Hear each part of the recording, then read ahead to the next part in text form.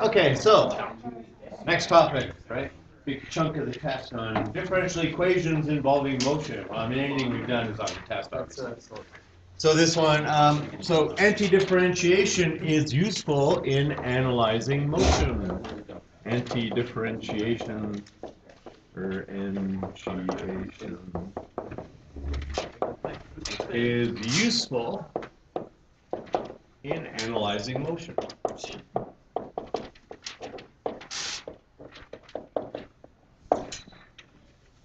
Why? Well, because we know that the position function, so if the position function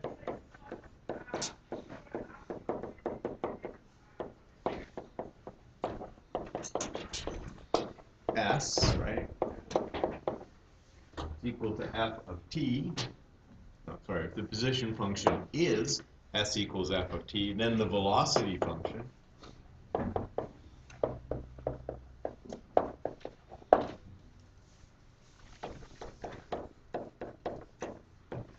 v is equal to s prime of t, right? And acceleration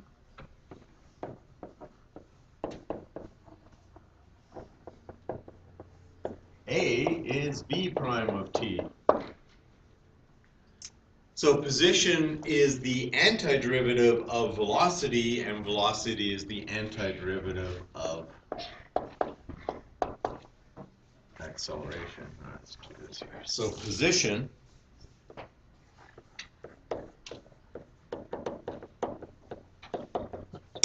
is the antiderivative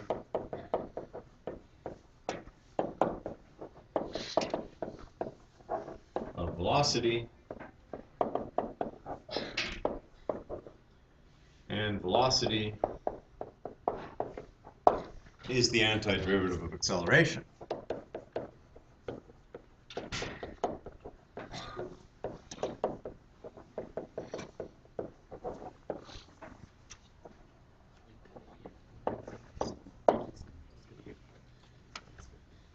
So if we know the acceleration and we get some initial values, right, like what's its position at a given time or at time 0, which is often the easiest, right? Like where did it start out? And what was its initial velocity? So again, that would be like v of 0, right? Initial velocity, which you do in your physics, right? It'd be v sub I. You got like vi's and vf's and all of that stuff.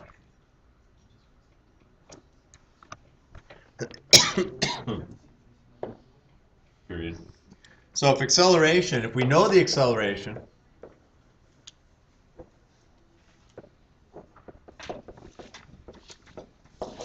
and we know the initial position and the initial velocity,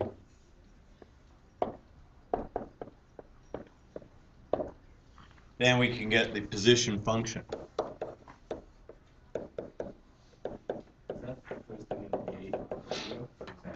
That's an S0.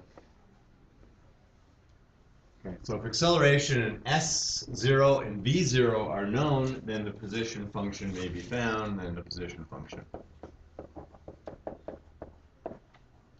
may be found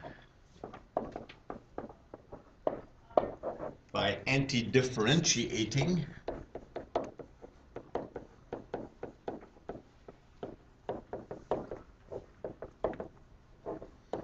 twice. Okay, so once to go from acceleration to velocity, and then secondly to go from velocity to position. All right, so here, I'll let this sink in.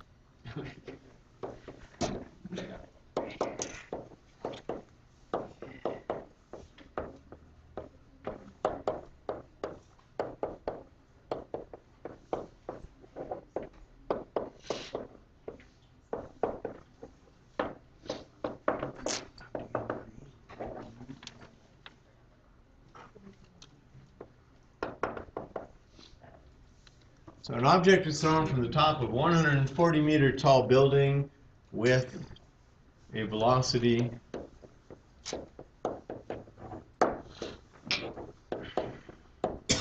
of 15 meters per second. All right. If the acceleration due to gravity, or let's just say if acceleration due to gravity,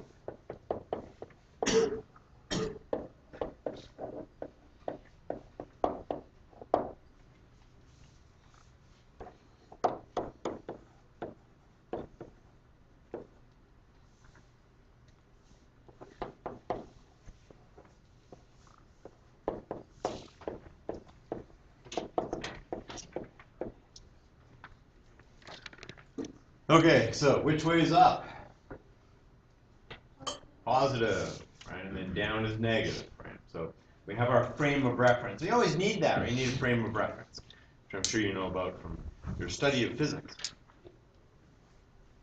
1. So we're going to determine like 6 different things, right? So first off is an expression for velocity.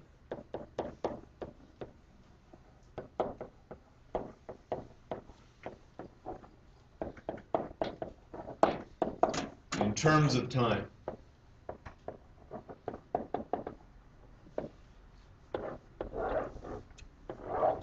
Let's go over here, and in this little box, let's put what we know, right? So we know that A is equal to negative 10 meters per second squared. We know the initial velocity, or V of 0, is equal to 15 meters per second. Yeah. And we know that C that that's an S of 0 is 140 meters, right? So there's our acceleration and initial velocity and initial position. Okay, so we know that A is equal to negative 10. Now what's A? Well, A is V prime of t, right? So V prime of t is negative 10. So what's V of t? The antiderivative. Negative 10 t, using t, right, time. Any more? Plus c. Right? And we know V of 0, right? So you could kind of cut to the chase and just sort of say, hey, c is 5, right? Or we can, get at it a little more slowly, right?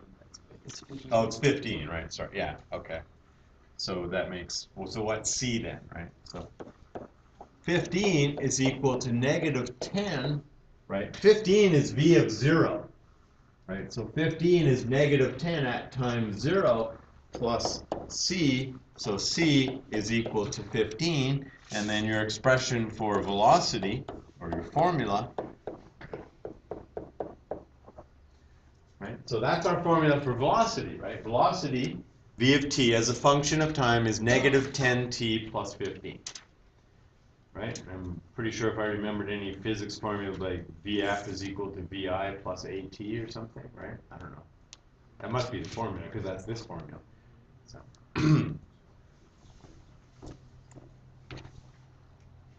Okay. Here, let's squeeze this in here. So what is the velocity of the object 1 second after it is thrown?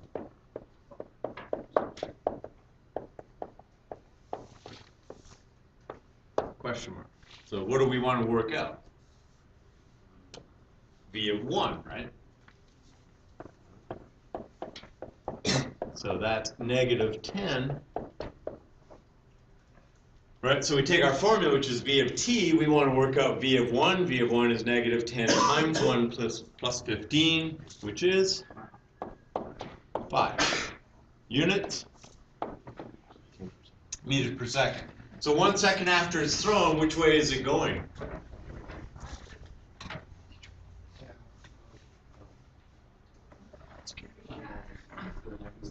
It's going up or down? Up. It's still going up, right? Slower than its initial velocity, right? Because gravity has now acted upon it to the point where it is slowing down. Which means, what's next? Well, what's the maximum height reached? Hang on, I'm gonna do that over here. So its maximum height, 3. The object's maximum height.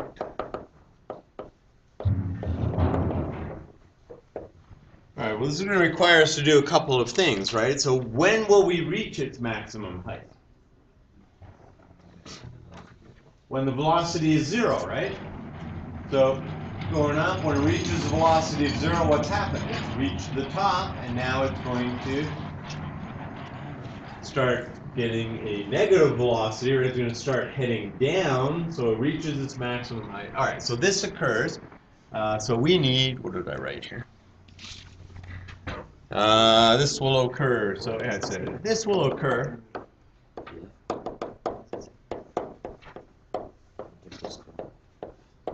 So, Mr. Yanover, will a positive value always be considered upwards? Yeah. Yeah, that's, well, it became our frame of reference. As soon as we said acceleration was negative 10 meters per, then we say, yeah, okay, well. Like on a test, with different pick. You could, it wouldn't make a difference. Yeah, you choose your own frame of reference. Yeah, but here, because it doesn't say if it's thrown upwards or downwards. No. It just chose. So then the frame of reference got set when we said acceleration was negative 10. Then you say, oh, okay, down. Right? So then up must Wouldn't it be be positive. harder though to calculate the upwards value and then all the way down, other than just straight down? It would make no difference. I don't think it would be any harder, just your signs would always be opposite of what they are now. So if you had chosen your frame of reference such that down was positive and up was negative, then we have a negative 15 and a positive 10. But it was sort of chosen for you. As soon as we said the acceleration was negative 10, it's like, okay. Okay, so this will occur, and v of t would still be 0. It wouldn't matter, right? All right, so what have we got? V of t is equal to 0, but that's equal to negative 10t plus 15. Okay, so forget this, right? So just 0 is that. So what's t?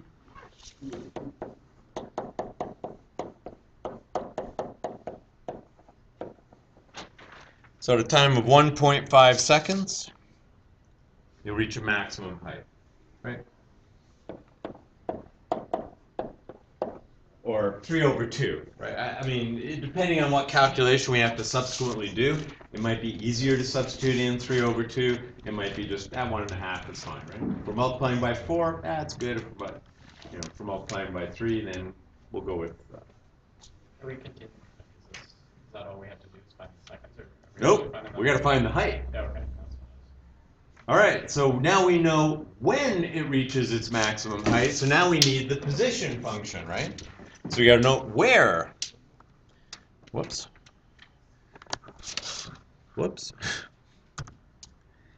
So we know when, but now we need to know where. So where? Well, we know that s prime of t is equal to v of t. So s prime of t is equal to negative 10t plus 15. So what's s of t equal to?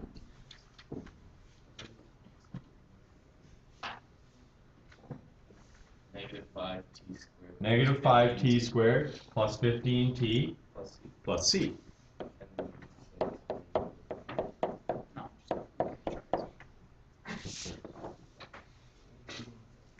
So keep in mind, when I'm writing that capital C, it's a different capital C every time, right? It just says some general constant. Okay, so maybe you want to write D in there or something, right? Just to say, well, but you already used C, and you already figured out what C was, and now this is a new C, and I don't like that, because, then use a D, right? Or something else, or use a C sub 2 or something. But whatever, we're just going to use C.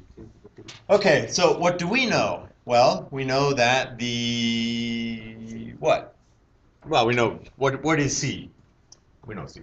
140. Okay, now we should show that, right? So we know that S of 0, or 140, is equal to S of 0, which will be negative 5 times 0 squared plus 15 of 0 plus C. So C is equal to 140, right? I mean, so that's nothing, right? There's nothing there. So just, when the time is 0, well, the only thing left is C. When time is 0, the negative 5t squared, 15t, gone. So C is 140. So our position function is negative 5t, and always check this, right? So just take the derivative, right? So negative 10t plus 15, yeah, good. Negative 5t squared plus 15 t plus 140. And what do we need? We need s of 1.5, right? Which at this point might be better 3/2. I don't know. Does it matter? Ah.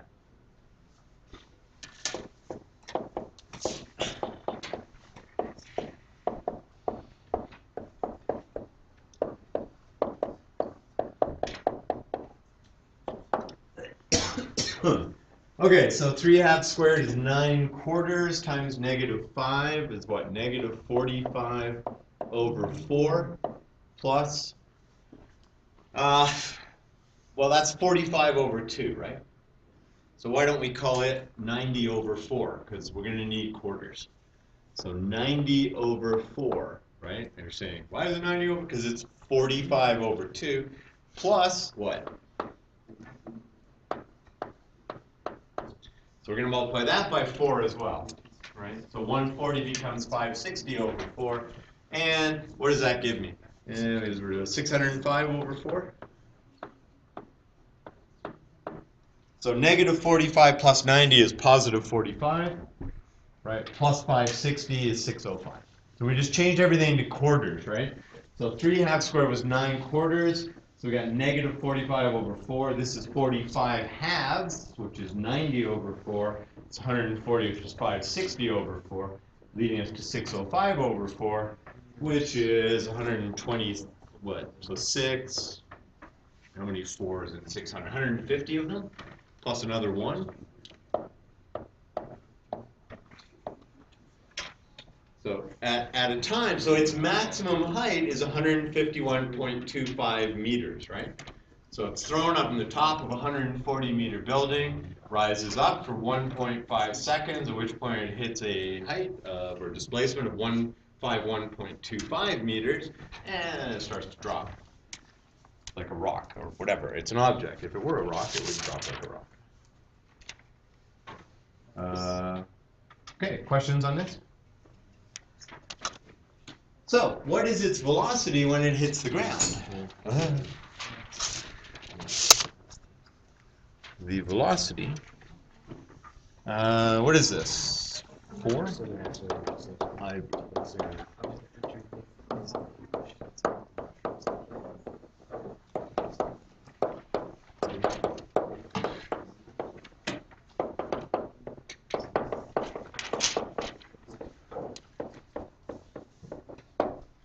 Okay, when does it hit the ground?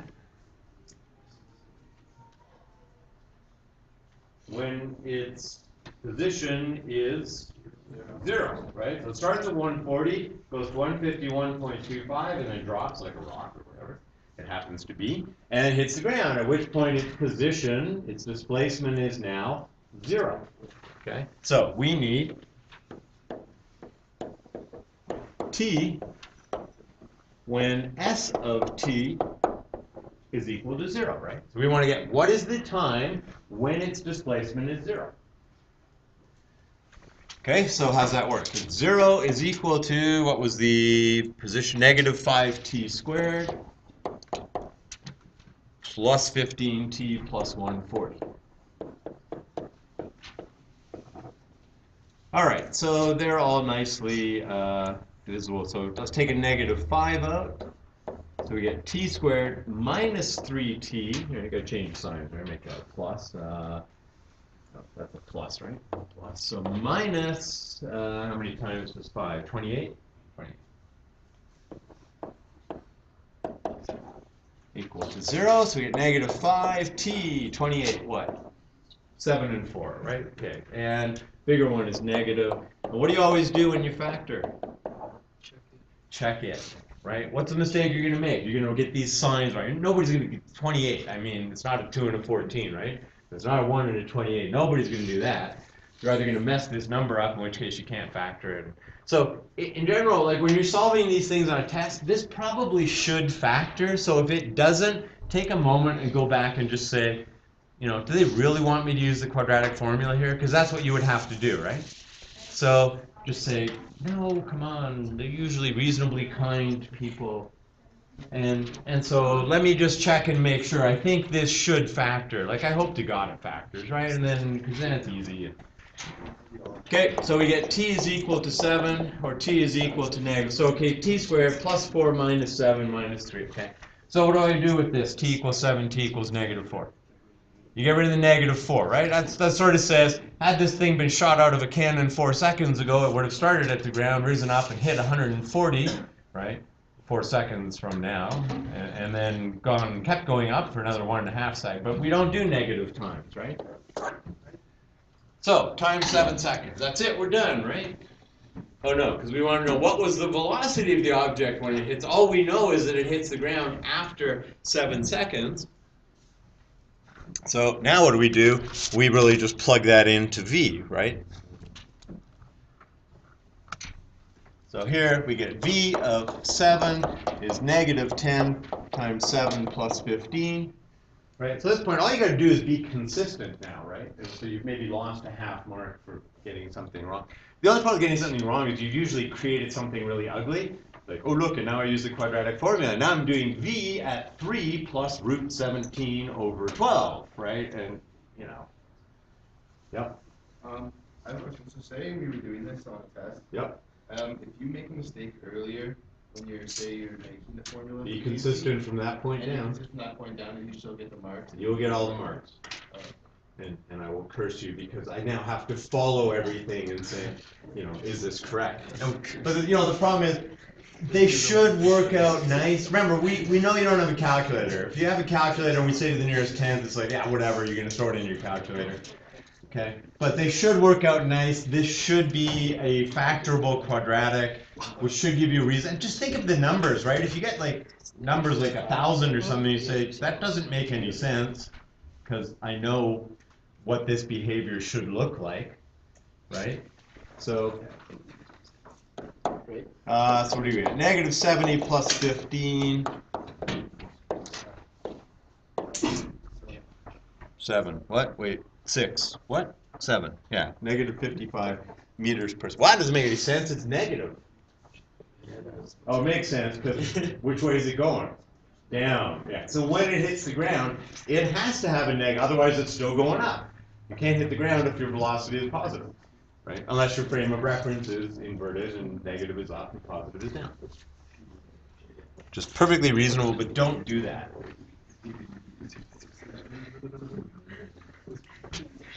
So if we said something like, you know, blah, blah, blah, note acceleration due to gravity is 10 meters per second, it's up to you to then say that's going to be negative, right?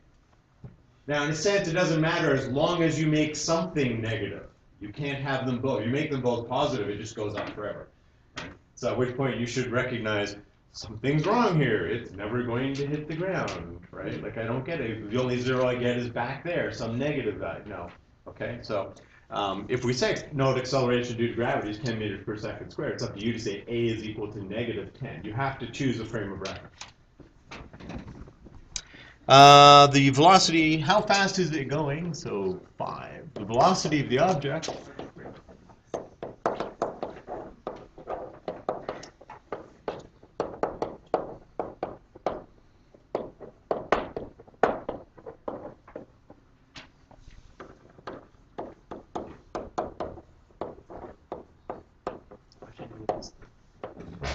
Okay, so how fast is it going when it's 50 meters above the ground? So what do we have to figure out? Well, the velocity of the object when it's 50 meters above the ground. Can't you read? I mean, come on. So what information do we have? What do we need to find? And then what are we going to do with it?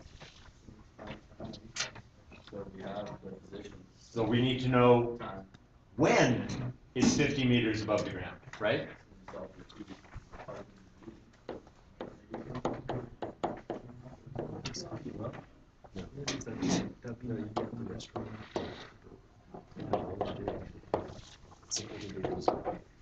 So we need to know the time when its position. We are given its position, right? We need to know the time.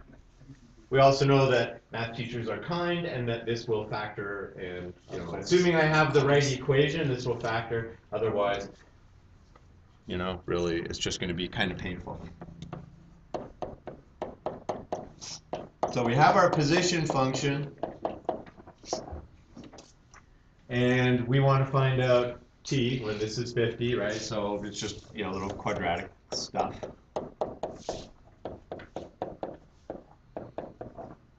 And you notice how they're all divisible by 5, right? So it sort of says, hey, this probably could factor.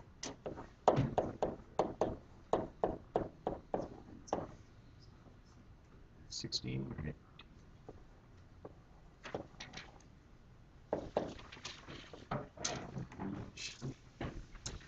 Never know if it's 16 or 18, but it's 18 because it's too shy of 100 at 20. So okay. So this, of course, factors, right?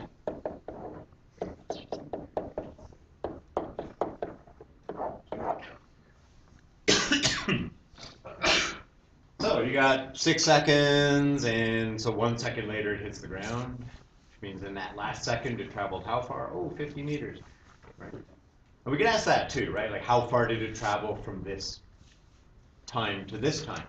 Now, there'd be a problem. We said, how far did it travel from 0 seconds to 3 seconds? Remember, now you're dealing with 1.5 up. Actually, it's kind of easy because it's going to be the same amount down. Where it's symmetric. 1.5 up, 1.5 down, 3 seconds.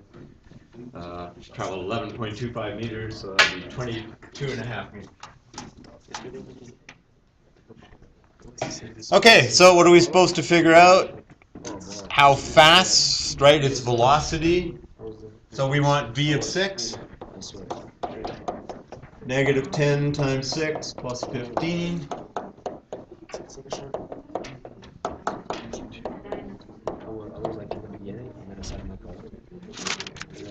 Okay.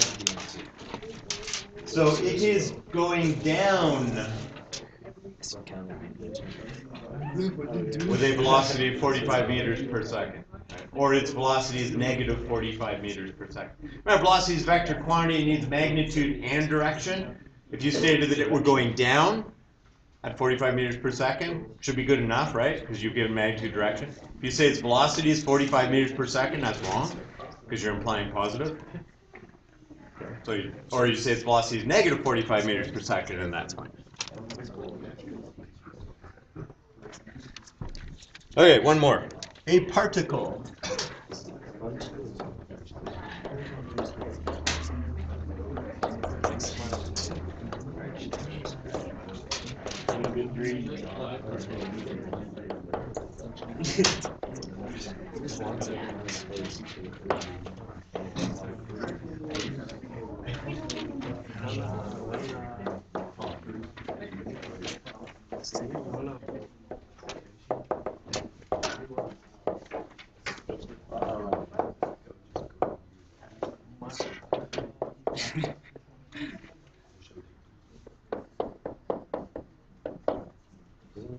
I always throw apostrophes in. What is it?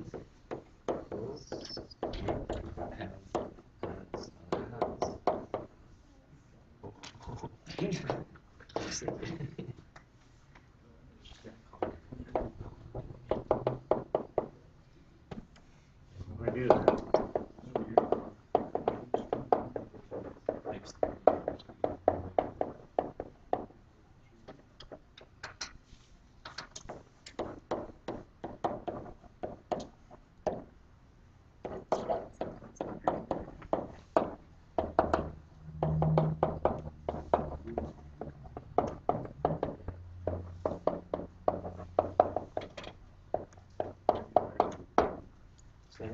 All right, so here we go. We got a particle moving in a straight line and has an acceleration given by a of t is 6t plus 4. We're also going to give you its initial velocity, which is negative 6 centimeters per second, and its initial displacement, which is 9 centimeters, and we want to determine its position function. Okay, so all we're doing is stuff we did yesterday, right? It's differential equations with initial conditions. And we have to anti-differentiate twice, right? We're going to take acceleration, the antiderivative of which is velocity. We're going to get a general, and then we'll plug in so that we get the value for c, right? And then we do the antiderivative again, and we come up with a function. Okay, so let's slide this down a bit.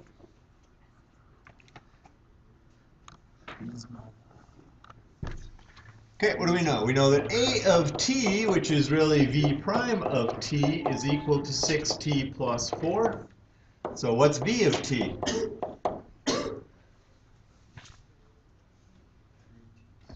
3t squared plus 4t plus c. But we know v at 0 is 6. Negative 6, right? Sorry, yeah, negative 6. So, okay, v of 0, right? I mean, is it okay if we just go from here straight to v of t? Look, that's 0, that takes that out. Just c is negative 6. Okay? So, I'll allow it, right? Like a courtroom, I'll allow it. Because it's 0. Now, if there's some other number in there such that it's not immediately obvious that, you know, if you put 0 in for that. So if we'd have given you, you know, v of 5 or something, then you need to substitute it, right? And then show and work out. But okay, so v of t minus 6. Okay.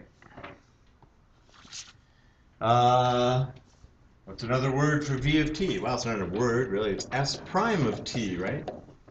So what's s of t?